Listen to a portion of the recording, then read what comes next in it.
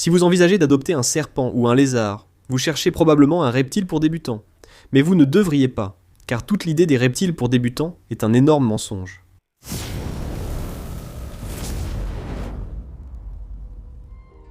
Si vous parcourez ma chaîne, j'ai fait plus de 30 vidéos sur les reptiles pour débutants. Mais les reptiles pour débutants n'existent pas vraiment, même s'ils existent un peu. Le terme « reptile pour débutants » est un excellent mot à la mode, et il rassure un peu les personnes qui envisagent d'adopter leur premier serpent, lézard, tortue ou autre animal du genre. Il sélectionne parmi une liste de reptiles, ce qui est idéal pour débuter comme gardien. Reptile pour débutants est un mot-clé accrocheur, c'est pourquoi beaucoup l'utilisent pour les titres. Aujourd'hui, je vais expliquer pourquoi l'expression « reptile pour débutants » est à la fois trompeuse et en partie vraie.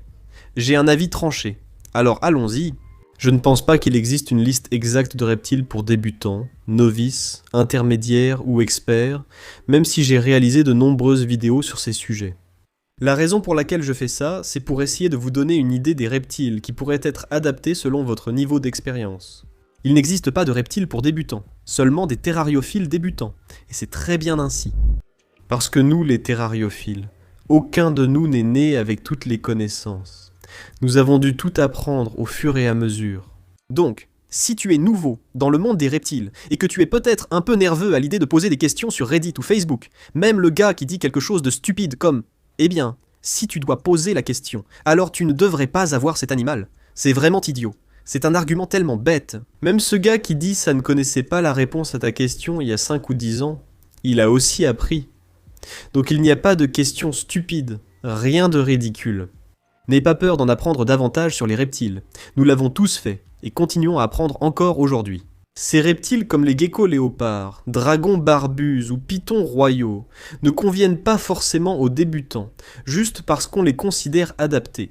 Ce sont simplement des reptiles qui peuvent supporter de mauvais soins pendant longtemps. Et garde à l'esprit que si tu débutes avec les reptiles, tu vas faire des erreurs, et c'est normal. Peu importe ce que tu fais. Un médecin débutant commettra des erreurs, donc on ne lui confie pas immédiatement des cas complexes sans supervision. C'est pareil pour les personnes qui s'occupent de reptiles. Si tu débutes complètement avec les reptiles, et que tu n'as jamais eu à gérer des problèmes d'humidité, de température, ou toutes ces choses auxquelles tu ne sais même pas encore que tu vas être confronté, et qui sont très importantes, alors tu vas choisir un animal qui ne demande pas des soins trop compliqués. Sinon, il va mourir. Et pour revenir à ces choses que tu ne sais même pas que tu ignores, par exemple, peut-être que tu fais des recherches sur les dragons barbus, et tu te dis « Ok, j'ai réglé le point chaud. Je sais ce qu'est un point chaud. » Le point chaud est différent de la température ambiante. C'est la température de la surface, pas celle de l'air, d'accord? Eh bien, et si tu es quelqu'un qui ne veut pas de dragon barbu, et que tu as décidé d'aller de l'avant et de prendre un tégu, par exemple. Tu cherches sur Craigslist, trouves un tégu adulte, et veux l'acheter car tu penses qu'au savoir faire, après avoir vu toutes les vidéos. Ça semble simple, non? Je ne vais pas t'interdire d'en adopter un. Les tégus peuvent être de bons premiers animaux de compagnie si tu es bien informé. Mais je conseille de prendre un bébé, pas un adulte. Parce que si tu regardes les points de chauffe, pour reprendre cet exemple, savais-tu qu'un animal de 1,20 m aura toujours, dans toutes les circonstances, besoin d'une rangée d'ampoules chauffantes plutôt que d'une seule? Parce qu'un animal qui fait 1,20 m sera sous des ampoules chauffantes. Si cet animal est sous une seule ampoule, supposons que cette ampoule soit au milieu de son dos, et que le dos de l'animal atteigne 43 degrés Celsius. Eh bien, la tête est ici à 27 degrés Celsius, donc il ne sait pas encore qu'il fait assez chaud. Cela va poser des problèmes pour le métabolisme de l'animal. S'ils ont trop chaud sur le dos sans que leur tête ou leur queue ne soit là, recevant des signaux contradictoires, ils risquent des brûlures en s'approchant trop. Saviez-vous cela? C'est quelque chose qu'il m'a fallu des années à apprendre. J'avais en fait un tégu, et je ne comprenais pas pourquoi il restait sous ce point de chauffe aussi longtemps, même s'il était déjà bien à la bonne température. Et la raison, c'est que je ne lui avais pas donné assez de surface pour se prélasser. Ce n'est qu'un exemple. Le nombre de questions que je reçois. Oh là là, j'ai l'ampoule de chauffage, et elle est parfaite. Et pendant la journée, c'est parfait. Mais ensuite, il y a cette chute de température la nuit. Et la température descend jusqu'aux alentours de 15 degrés. Eh bien, c'est parce que c'est l'hiver, et que vous vivez au Minnesota, ou au Canada, ou ailleurs, et que votre terrarium est adossé à un mur qui donne sur l'extérieur. Donc tout d'un coup, toute la chaleur accumulée pendant la journée se dissipe la nuit, et la température du mur derrière devient vraiment froide. Par conséquent, La température du terrarium qui touche le mur va être vraiment froide.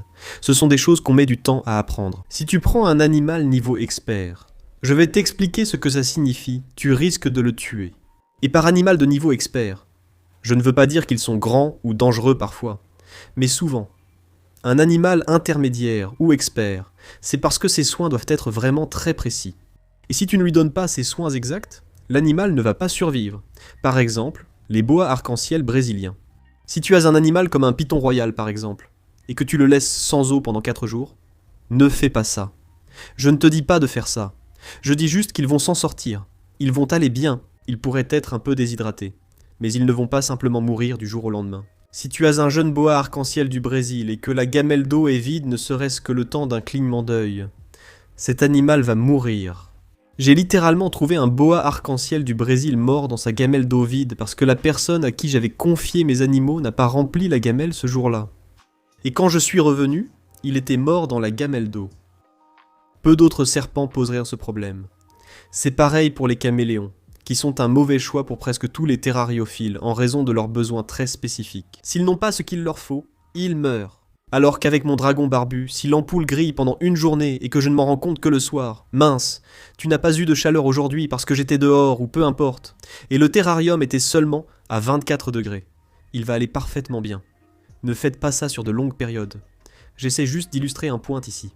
Tu comprends ce que je veux dire. Maintenant que tu comprends les reptiles pour débutants, les reptiles pour experts, et on va approfondir tout ça. La prochaine question qu'on va sûrement me poser c'est « Où est-ce que je peux me procurer ces reptiles ?» Eh bien, grâce au sponsor d'aujourd'hui, Palm Street, ça ne pourrait pas être plus simple. Palm Street est ma plateforme préférée pour chercher les animaux que je veux vraiment. Si tu aimes les geckos à crête, les geckos léopards, les pythons royaux, ou si tu veux des pythons tapis, ou quelque chose d'unique, cette application est faite pour toi. Des tonnes de vendeurs vérifiés. Ces personnes ne sont pas des bots, des trolls, des voleurs ou des arnaqueurs. Ils sont là pour les reptiles tout comme toi. Ce que j'apprécie avec Palm Street, c'est sa fiabilité, tout comme l'expédition. Quand vient le moment de participer à votre enchère, ce qui ne prend que quelques minutes de votre temps, donc ça ne prend pas toute la journée, ou de faire une enchère longue durée si vous le souhaitez, qui peut durer jusqu'à 3 jours, et que vous remportez l'animal, l'étape suivante consiste à travailler avec le vendeur pour l'expédition. Les vendeurs sont excellents, et l'expédition aussi. C'est la plateforme d'expédition d'animaux la plus fiable en ligne. Que vous cherchiez votre premier ou 100e reptile, Palm Street est l'application idéale. Rendez-vous sur le lien ci-dessous. Il y en a un pour les vendeurs et un autre pour acheter votre animal. Donc, si vous cherchez votre premier reptile, ou peut-être votre prochain reptile parce que vous en avez déjà un et que vous voulez passer à l'étape supérieure, ou si vous voulez simplement rester débutant pour l'instant parce que vous êtes débutant, ne regardez pas une liste prédéfinie de reptiles pour débutants que vos youtubeurs préférés disent être pour débutants. À la place, posez-vous la question. Qu'est-ce que je veux d'un reptile ? Supposons par exemple que vous êtes déterminé.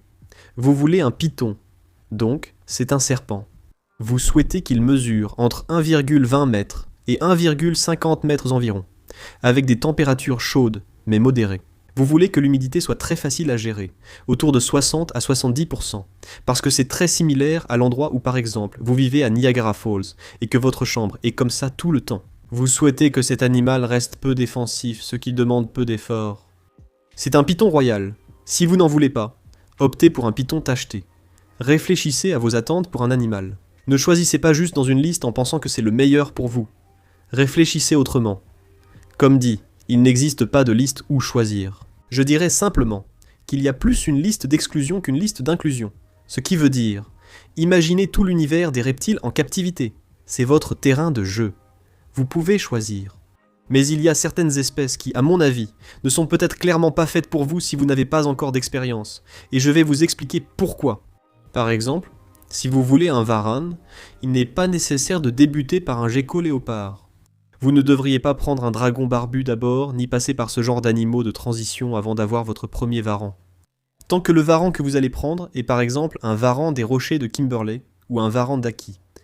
Si vous êtes vraiment déterminé et que vous voulez, disons, un varan crocodile, ne prenez pas ça comme votre premier reptile. Je me fiche de savoir à quel point vous êtes déterminé ou dévoué, ça ne change rien. C'est un animal terrible pour un débutant. Du côté des serpents, prenons par exemple un python réticulé adulte. Si vous voulez un python réticulé adulte, ne prenez pas ça comme votre premier serpent. Ce n'est pas que les pythons réticulés soient mauvais. Je dirais simplement que si vous ne connaissez pas le comportement d'un serpent, si vous n'avez aucune expérience pour observer la façon dont un serpent se déplace, surtout un rapide comme un python réticulé, vous n'êtes peut-être pas prêt à gérer la rapidité avec laquelle ce serpent peut réduire la distance. Vous ne comprenez peut-être pas quand ce serpent cherche à manger, de la chaleur ou explore simplement les environs. Donc, si vous tenez vraiment à avoir un varan, commencez par un petit varan et progressez petit à petit. Donc même si j'ai dit que les animaux de transition c'est stupide et que vous ne voulez pas vraiment faire ça, il y a certains cas où vous avez besoin de plus d'expérience pour des animaux qui demandent plus d'expérience, et dans ces cas-là, il vous faut un animal de transition.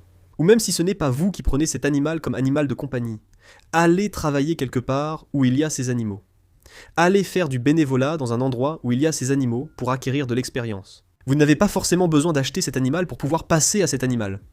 Donc, si vous tenez absolument à avoir un python réticulé, eh bien, soit prenez-en un jeune. Non, je ne pense pas que quelqu'un devrait posséder un python réticulé continental, ou mettre un serpent de 7 ou 8 mètres, voire plus. Procurez-vous un python réticulé super nain, et c'est pour ça que je fais ces vidéos. Ne prenez pas celui-là, prenez plutôt celui-ci. C'est exactement pour ça, il y a tellement d'animaux. Je comprends, je veux tellement un varan crocodile. Ce sont les créatures les plus cool sur Terre. J'en ai parlé la semaine dernière. Le problème, c'est que même pour moi, qui élève des reptiles depuis presque 20 ans, c'est vraiment un varan trop exigeant pour moi. C'est un animal bien trop exigeant pour moi. À la place, j'ai des varans arboricoles que j'adore, ce sont honnêtement mes préférés. Ce n'est pas une étape intermédiaire pour moi. Mais si je voulais vraiment absolument avoir, je ne sais pas, un varan à dentelle, quelque chose de vraiment grand, je commencerai d'abord avec des varans plus petits, qui ont des paramètres similaires. Donc, c'est valable pour les grands animaux, ou les animaux qui peuvent représenter un danger pour vous, si vous ne savez pas ce que vous faites, mais aussi pour les animaux pour lesquels vous pouvez être un danger, si vous ne savez pas comment bien vous en occuper. Il y a certains animaux qui sont vraiment sensibles, et qui ne vont pas tolérer d'être gardés par quelqu'un qui ne sait pas vraiment ce qu'il fait, comme nous l'avons évoqué avec les boas arc-en-ciel du Brésil, et la plupart des espèces de caméléons. Il vaut mieux avoir de l'expérience avec un animal aux paramètres similaires, comme un python royal, avant d'adopter un boa arc-en-ciel du Brésil.